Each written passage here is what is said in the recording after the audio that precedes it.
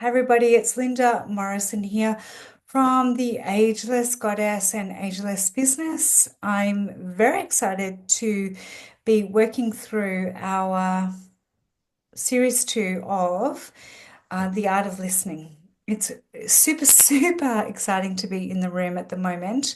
Why did I bring this together? I was starting to get a little bit despondent about some of the marketing that was actually coming through. And it was short-lived and a little bit boring, to be honest, but also repetitive. So I decided to open up a whole Art of Listening interview series.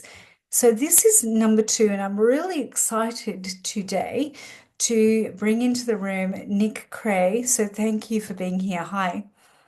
Hi there, Linda. It's really good to be here. So thanks for inviting me on.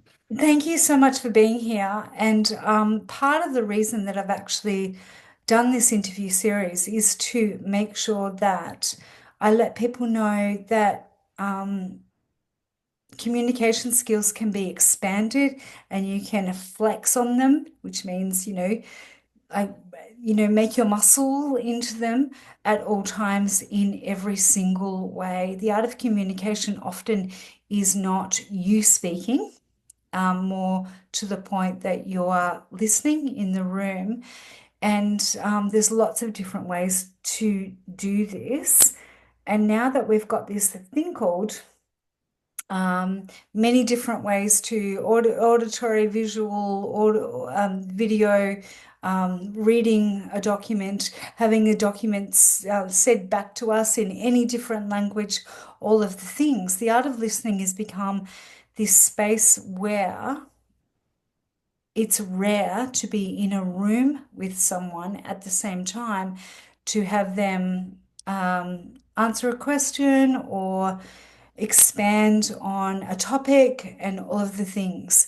And as we are listening in, the art really is in between the pauses often, but also that we're not anticipating what we think the answer is going to be from this person or this individual that we've actually asked the question to. So I've got to say that, Nik, it's a real delight today because I've worked with so many people just in today, but also during the art of listening where it's been a little bit uncomfortable to hear about some of the answers and some of the things that they've actually had to listen to on their journeys of helping people forward. Um, can you tell us, Nik, a little bit about how you've arrived at being really good at this, or maybe just a B plus or a C minus or a plus or a whatever you give yourself today, because I'm certainly not an A plus. I'm still learning every day. Um, in the room about the art of listening or conscious listening or how it's actually helped you on your journey to be really good at what you do. Well, I have to say, I would give myself a grade of F for fabulous and fearless. So, my journey has been one of innate curiosity. So, You could say something else then. Yeah, I'm out of here. If that, I'm so out of here. yeah, well, there is that too, but I think I'll keep it sort of reasonably sort of non-X-rated. But yes, I guess I've come to it with a unique an innate sense of curiosity. So for me, throughout my whole life, is listening has been a integral component, component of actually learning as well too. So and I remember, when I got online in the early days, this is back in, it would be 19 probably 1990, I think it was, 89, 90. That was my first experience online with a service called CompuServe. And if you remember the old dial-up modems where they made a noise a bit like a fax machine, that was really where I started. But it wasn't until really the early 2000s, and I'd set up a new business. It was in the finance industry, and um, I was just innately interested in this whole online thing, which was starting to happen. And back then, emails were a big thing, and Google wasn't even around at that point. So I was very curious to learn about this whole world, particularly of marketing, but also the online world as well. And the thing that really triggered it for me is it was just having a real sense of curiosity, and I would spend probably um, uh, so 3 to 4 nights a week online till about 2 o'clock in the morning, digesting information that had come down from some of the new internet experts, because there weren't old internet experts back then because it was such a new thing, but the new ones, and downloading reams and reams of information to really just learn and implement. And really that's just taken me right through sort of a journey to where I am today, and it's still having this innate sense of curiosity. And one of the things I've realized is that at the point where you feel like you're comfortable, particularly in career and work and life, that's when the upsets come, and that's when change happens, and that's where I've been challenged to go even further. So, I've gone from a world of finance, which was the mortgage broking company, sold that in '98 when the GFC came along. And that was an interesting time because I lost everything and then came to Australia and then set up in a brand new country, brand new industry, which was in the digital field, and creating a web development agency and having to learn all about the digital marketing world. I'd had some experience of it early on, when I was setting up the website and email marketing for my mortgage broking company. But then coming, it was a whole new world of learning, building out digital marketing strategies for other people and other businesses. And then we come through to 2022. I've mastered, pretty well mastered, that world, and thinking that now is probably a good time to really coast through.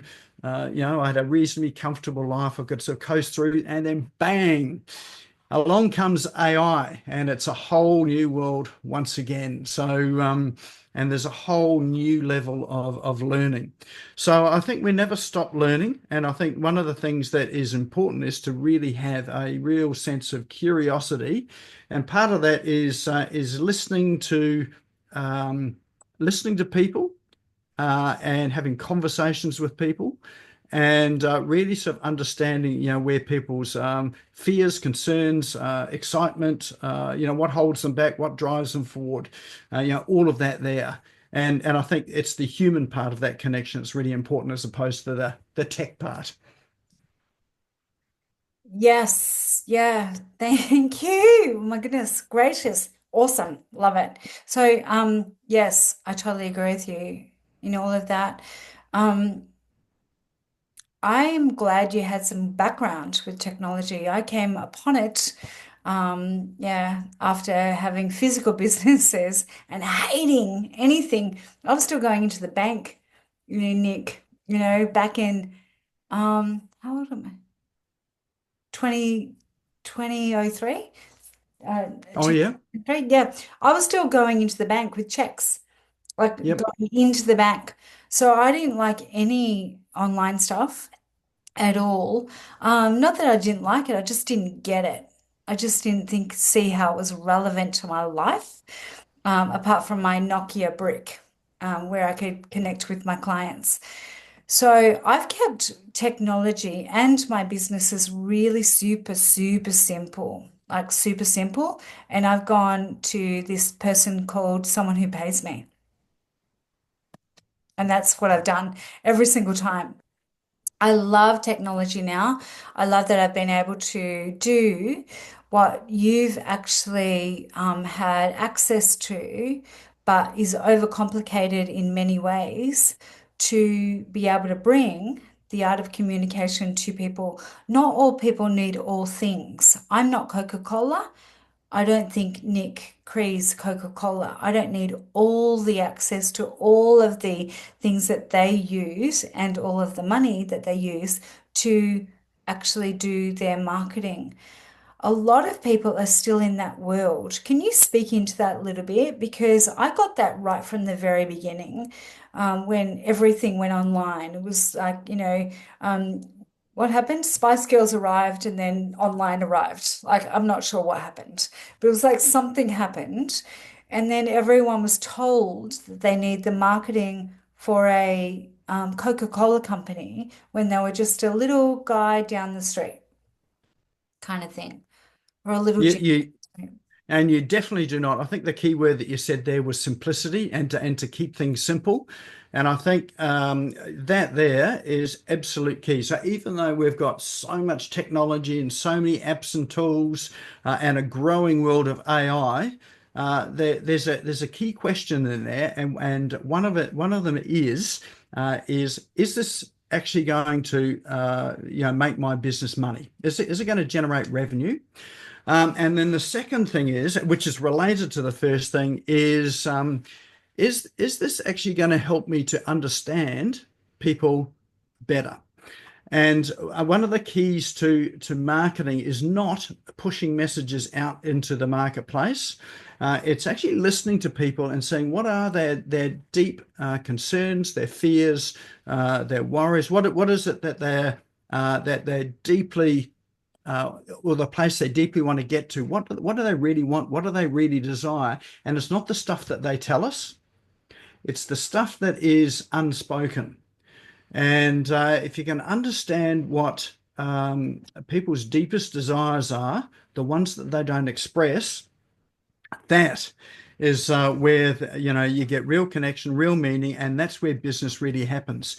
And I think if you're a Coca-Cola company, you can blast out your ads, your commercials, and you can sort of bring in actors that bring in that sense of, I think, what was it, freedom, and those sort of aspirational values. It's like But life is, or yeah, something like yeah, I'm something. just trying to remember the slogan. I can't quite remember it, but yeah, But life they'd is, already turned on people. If we go back a few years or a couple of decades, yeah, they'd already turned on people that water's not good enough.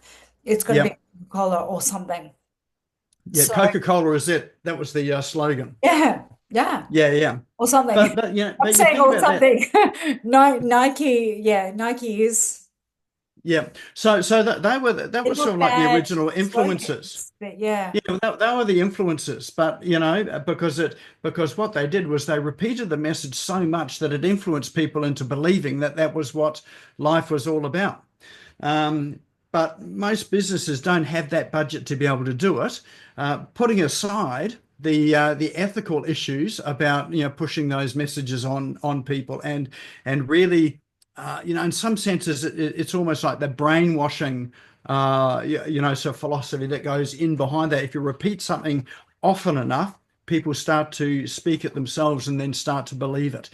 So we don't have those those sort of budgets, but what we do have is the ability there to really sit down and listen to people, and then to be able to understand deeply what their desires are, and then deliver them whatever our product or service is that meets those innermost desires. Now, I know for a fact that sort of the likes of AI is never going to do that for you. It will help you get there, and it might help you to ask some deeper questions, but it's not going to do the work for you.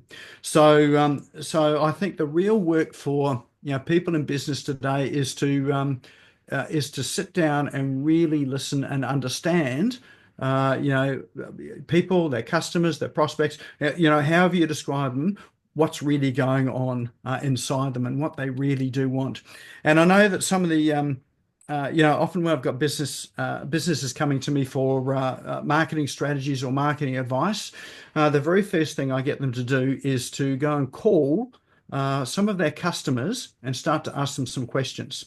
And those questions generally, I think some of them are really quite simple to start with, and they are, why did you come here in the first place? What really inspired you to come here? What was the problem you were trying to solve?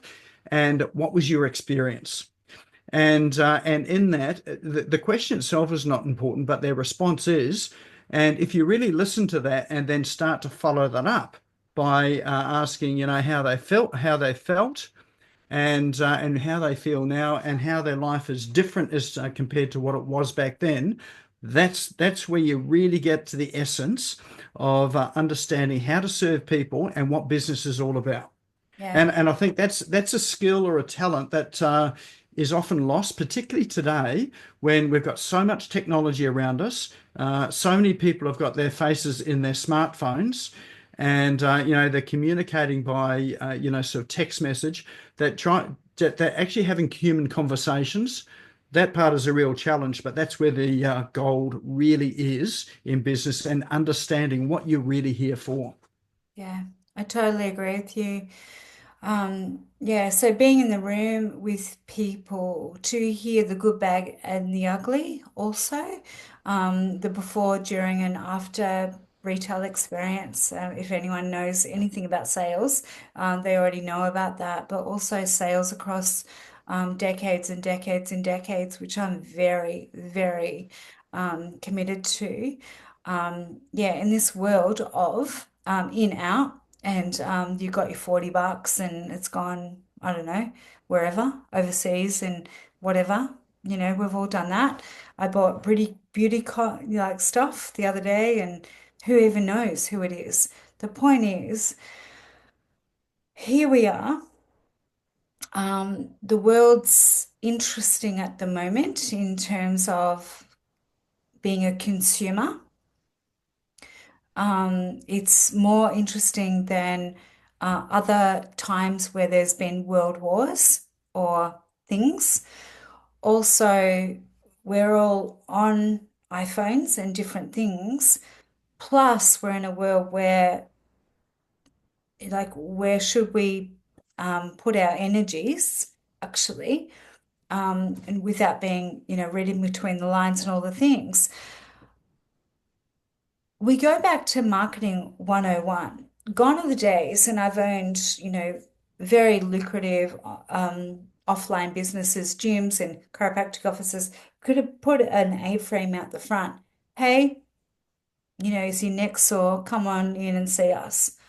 Now we're online. So what are we having to do?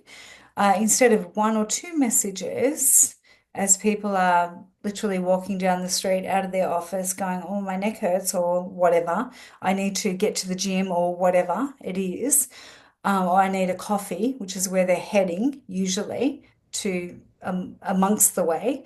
Online, we have to actually put out 30 or 40 messages to be in front of people to help them with that thing. Physical is never going to not be a thing. We need plumbing, we need chiropractors. My son's going to be one this year.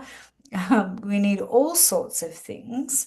However, what are we telling people in this world where they're getting poorer posture because of this, and not always greater experiences? If you're a marketer being in front of all of that, how are you going to break through all of that? This is what I'm fascinated about, why I've done the art of listening, because I think it's a superpower, to be honest.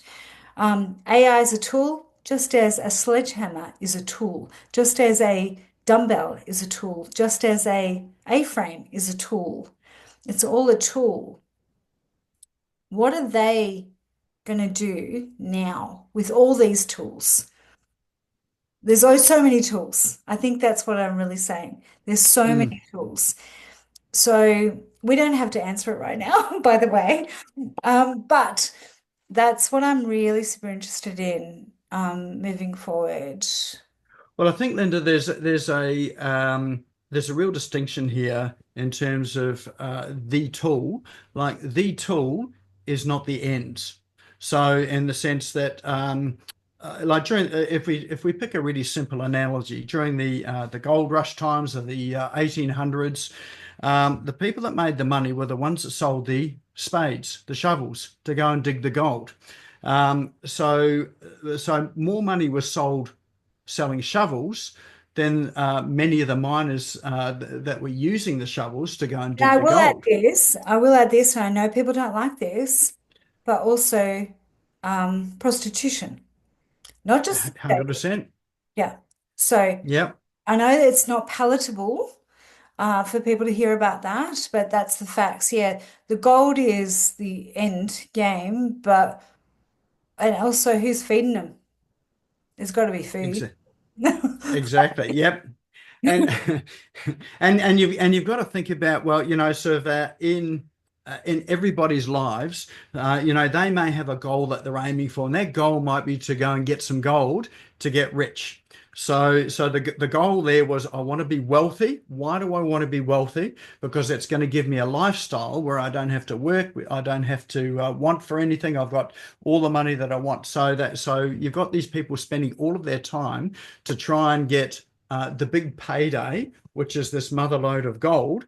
Mm. How do they get there? They need to buy the shovel to go and dig it. Prostitution, they've got personal needs that needed to be serviced. Food. So you've got all of these needs that so people, ordinary people Railways. have got. They need to. Railways. Yep. So the real challenge is not the tool as the tool itself. It's like, what is this tool being used for? Selling the spade, what is it actually being used for? It's not to dig out the gold. The tool is there to help someone to achieve freedom and what's that? So freedom and lack of stress and the lifestyle that they want. So that's what that tool represents. So as soon as we start to understand that, then our marketing doesn't become marketing to for a shovel there, which has got the sharpest end, a blade there that goes and is further than the other blade. That there's not really what these miners wanted. What they wanted was the lifestyle that the gold was going to provide them. So if you can make a linkage between the shovel and the lifestyle that they were seeking, that there is really where sort of metaphorically the gold is. And Yeah. so being able to As and that long there as you're willing to do the work every day, dum, yep, dum, ba-dum, ba-dum, ba-dum, and get people who are able to help you with that work as well. Get the shovels to the place where the shovels are being sold. 100%. All the, Yep. yeah, But it's a shift in psychology and thinking about, you are not selling a shovel. yeah, 100%. You are selling freedom and a lifestyle. So when you think about your business, what is it that your customers and clients, what is it that they really want that you can tap into? And the only way you can discover that is by having those conversations with people and really listening to what they're saying, to understand what their deepest desires are. When you do that, marketing becomes easy. You don't need any AI tools, you don't need anything, you just need two ears to be able to listen. Correct. I love it. Thank you for saying that. And thank you so much. And is there times ever, Nick, now that I know you know that, that you say this isn't a business anymore, your business is actually X? So your business is not shovels, it's something else. Yeah. For example, like Maya back in the day, they were Maya Melbourne. They were way too late to the online game, had to sell off three-quarters of their actual property to stay alight, but they were too late to the game. So why did people go to, you know, part of the reason people came to Melbourne to shop around was Melbourne Maya, and then they didn't give them anything anymore. So they didn't they didn't get with the program. They didn't get with someone like you, Nick, to go, what is actually your product? So what's your product? And your product isn't your product. It's what your product delivers to someone that makes them feel the way they feel or achieve what they want to achieve. And it's understanding that. And the our online world is all about sometimes it's about shouting louder. to be heard. And you might have heard during the age of television, for instance, people needed to see something 7 times before they took any action to even consider making a purchasing decision. Not to actually purchase, but just to take an action to go into Myers to go and check it out or whatever it was. These days, it's more like sort of 27 to 37 interactions that they need Seven. Yeah. just to get attention, just to get attention. So, so I think about, if you look at all of the social media platforms that are out there, there's a whole array of social media platforms. And I heard of another one just today. It's not available in Australia or New Zealand, but it's available in the UK and Canada. But, yet another platform. And so you've got all of these platforms. And so people are not on one platform, they're often across multiple platforms. So how can you be visible across multiple platforms? And what are some of those, ways there that people connect with you? Well, this way here is one. We're having a conversation which goes out onto a podcast channel, onto a video channel. So there's a way to be able to connect. And if you think about content as well, other ways to connect, there are visuals. So, we're on video at the moment, video and audio. And so there's two mediums that we can now use in different ways. And then you've got Which are text-based. 87% more uptaken than any other. Yep. I love my writers. By the way, I look after a lot of writers. But actually the fastest way is video and audio, And video. and that's what people are consuming more. In fact, interesting enough, audio more than video.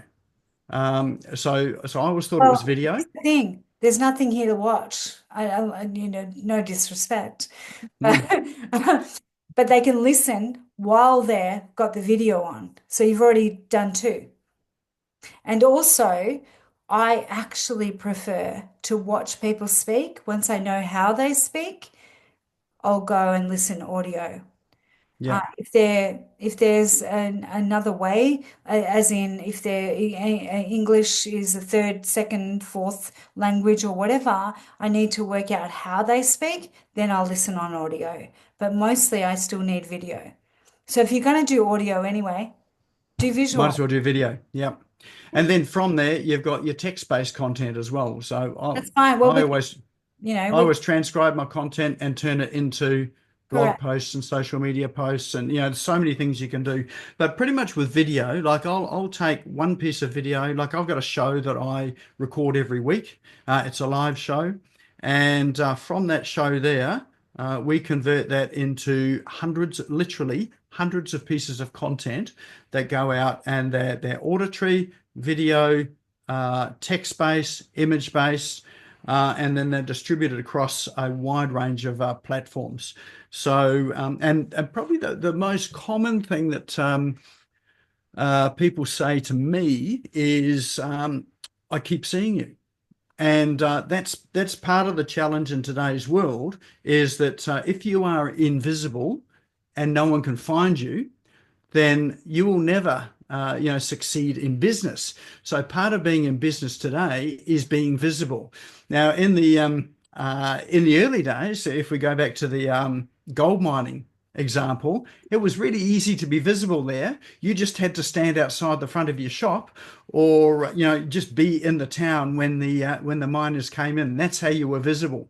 Today, the marketplace is a global marketplace, and people can shop online. They can shop here in Australia, they can shop in New Zealand, they can shop in the US, they can shop in Denmark. They've got a global marketplace. So how do you ensure that you can be in front of and engage with people when they're not just walking into your town? They are sort of across the whole world. And that is the real challenge. And the key to it all, I think, is really to get people onto an engaged email list where you can really have depth of conversation. And it's difficult to have depth of conversation on some of these social media platforms, because those platforms are all about quick interaction. So you have a look at the videos that are on it; they're less than a minute long often. You have a look at the feed, which sometimes people don't go down the feed. So they're not scrolling up, they're scrolling left. So people's behavior has changed.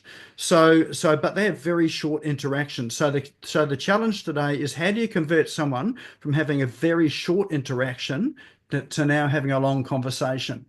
And so in terms of your marketing, the short interactions are all about evoking curiosity so that they come into your, let's say, your email list, or a list that you can have longer conversations, and to get onto that platform there. So now you can engage and have those longer conversations. And I remember going back to my sales training, and that was everything that you do is not to get to the end goal, but it's just to get to the next step. So, in the days when we were making telephone calls to set up an appointment, our goal there was not to sell them anything, it was to get to the appointment. And then the next interaction we had was another phone call to them to confirm that they're going to be there for the appointment. So we're still not making the sale. We're just confirming that they're going to be there for that appointment. So everything is just very small steps until you get to the sale at the very end. So we've sort of lost our way a bit with that. So, but if you're thinking about your online interactions, it's about what is the goal of this interaction? What is it we want to achieve? And which is a very small step, not the big step. All right, so cool. Thanks, Nick. I think we need to talk because basically people buy straight off our calls and things like that. But also off our video. Like I go straight to live video and yeah. So, but it just depends. It always depends. It's like what is it? Old money, or is it new money for old rope? It's like Oh just yeah. how long is the piece of string? Like the whole thing. It just depends. It just depends on where you're at with all of these things. But also the work that you do, especially, and the more that you actually go real live to social media, I believe people start to know who you are. I've seen a lot of glossed over and really effective video that I might click on just for, like 35 seconds. But it just depends on where you are on Mm. on your, journey. And that's why it's good to have someone like Nick in the room, who knows the ways, and myself as well. Um, but the art of listening is never, ever, ever going to let you down. Also, if you're good at what you do and what you deliver at the end of the day, whether it's producing the best hamburgers in Melbourne, I know where they are, or the best adjustment in Melbourne, I also know where they are. Uh, I think I do at the moment in Melbourne, definitely in other cities. But you're going to get what you need and you're going to want to like close that gap.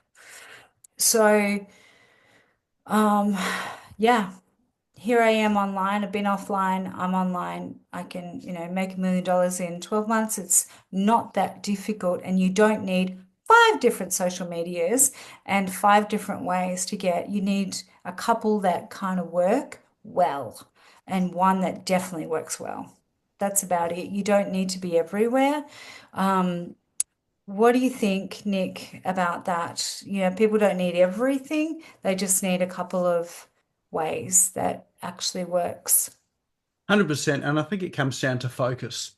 If you are trying to get a good presence across, say, 5 platforms, that's going to take a lot of time and a lot of resources to be able to do that. But if you focus on one platform and become very proficient at it, and do very well at build a following there, then and you communicate well on that platform, then it's easy to then go and replicate that onto another platform, and it's going to take you less time to do it. But generally, one platform's enough, and then if you replicate it on another one, and once you've mastered that one, then you can replicate it on another. But it all comes down to what return are you getting off the effort that you're putting in on each of those platforms? Now, I'm across, um, oh, I can't remember how many platforms, but we're across a lot of platforms. But we've got a process to be able to post content on all of those platforms in a way that actually meets the algorithms of those platforms. But we started with one. We started with Facebook. That was it, and then we expanded out. So you're better off to do that there than start with five platforms and try and master them all. You just need to start with one. Correct. Yeah. And you need to understand what you are. So you are in the business of actually marketing. So, but if you are someone who wants to sell shoes to someone whom is turning from a 13-year-old to a 15-year-old suddenly with wide feet or whatever, and you've got one thing to sell, that's a whole different thing. You don't need to be everywhere. You just need to be where. Yeah. So that's what Nick's good at. That's definitely what I'm good at, especially with health and well-being, where I'm, looking after people all the time on the back end and the front end, but also getting really, really super, super good with who are your people that you want to be in front of. You know, I go on TikTok and I'm still confused, even though apparently it gives me lots of money all the time. Like, and I still don't even know what I'm doing. But the point is, whatever it is, wherever you need to be is where you need to be. And you need to concentrate on that. And it may only be one style and one thing. Definitely, as Nick says, gather your email addresses. But most of the time, most people are not reading emails at the moment in my age group. I'm going to tell you that right now. So if your emails are there, make sure they're good. That's Or all. the other thing I would say, Linda, too, is it doesn't matter if people don't read your emails. Sometimes that's not the purpose of it. The purpose of the email sometimes is just to have your name in their inbox. So I know that I email people every week, and people don't open my emails. But what they do see is that in the from line, they see the from line in their email box. They actually have to read it before they delete it. So part of it is just to appear in people's inboxes. And I had a someone that came through to one of my shows was just last week, and I had a conversation with him, and he said, "How did you get my email address? How did you get my name?" And I said, "Look, I've got no idea. It's obviously you've signed up for something. Maybe you've been on something in our social media. Maybe there was some list that that you subscribed to, but I didn't know in the moment. So I went back into my CRM because he said it just your email just happened to come across my desk just as I was packing up and ready to go home, and I thought I might just jump onto the show and listen to it. This guy has been getting my emails for about 4 years, but he only opened that particular one and jumped onto my show. He's now a client of mine, but it took 4 years of that constant interaction, and he can't remember that I've been sending him emails for the 4 years, but he's deleted those emails, so it means he's read my name. So that's all about familiarity. So the more people see your name and your business, the more familiar they become. The more familiar they become, it develops a sense of trust. They don't know that this is happening, but it develops trust. And then when they do open it, it's like they almost feel like they know you. So there's all sorts of I suppose psychology that goes into it too. So even if people don't read your emails, that's okay. It's what else is it doing? Yeah, 100%. That's it. Yeah, 100%. Yeah, there'll be 25% that stay, 25% that go, this person's annoying. 25% that come back onto your list. Yeah, all the things. Yeah, 100%. Psychology is one of my, things as well. I don't know, and we're too early in the days of the email lists, I suppose. There's no funding for learning all about that. Nick, I'm really, really super, super happy that you've been with me here today. Um, there's going to be some show notes, but also what's the best way that people can actually connect with you? Should they want to be in touch. Thank you so much. Well, probably the easiest way is just to Google my name. I know that I've got a fairly good presence online.